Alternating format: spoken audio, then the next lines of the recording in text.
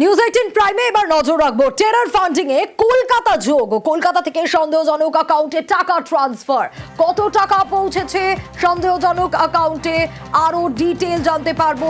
গ্রেপ্তার করা হয়েছে পাক চর সিআরপিএফ জওয়ানকে। কি তথ্য পাওয়া গেল তার কাছ থেকে? অমিত রয়েছে আমার সঙ্গে।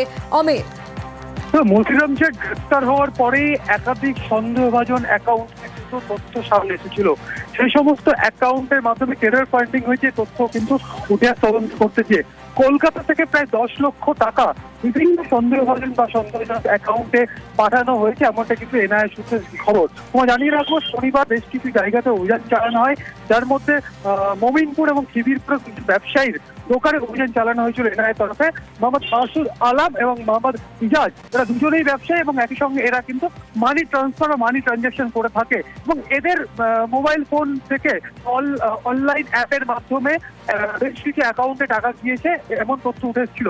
এরা দুজন ছাড়াও আরো বেশ কয়েকজন যারা সন্দেহভাজন রয়েছে বা সন্দেহভাজন ব্যক্তির তথ্য পাচ্ছে এনআইএ, যারা কলকাতা থেকে বিভিন্ন সময় বিভিন্ন দফাতে এই মতিরাম চাটের সম্পর্কিত বা বেশ কিছু অ্যাকাউন্টে টাকা পাঠানো হয়েছিল। এই তথ্য উঠে আসছে প্রায় 10 লক্ষ টাকা কলকাতা থেকে পাঠানো হয়েছে এমন তথ্য কিন্তু এখনো পর্যন্ত উঠে এসছে। এই অ্যামাউন্ট কিন্তু আরো বাড়তে পারে, কারণ ইতিমধ্যেই এই মাসুদ আলম বা ইজাজ ছাড়াও আরো বেশ কয়েকজন সন্দেহভাজন তথ্য পাওয়া যাচ্ছে, যাদের মাধ্যমে টাকা গেছে বেশ কয়েক দফাতে।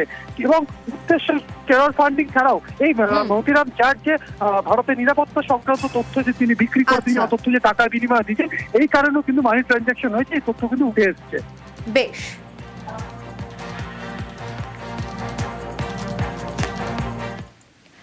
ভারতের মারে পাকিস্তান কুপকাত। অপারেশন সিঁদুরে ভারতীয় বায়ুসেনার সাফল্য। পাকিস্তানের 6 যুদ্ধ বিমান ধ্বংস, একটি C-130 সামরিক পরিবহন বিমান ধ্বংস, পাকিস্তানের 10টির বেশি সশস্ত্র ড্রোন ধ্বংস পাকিস্তানের একাধিক ক্রুজ মিসাইল।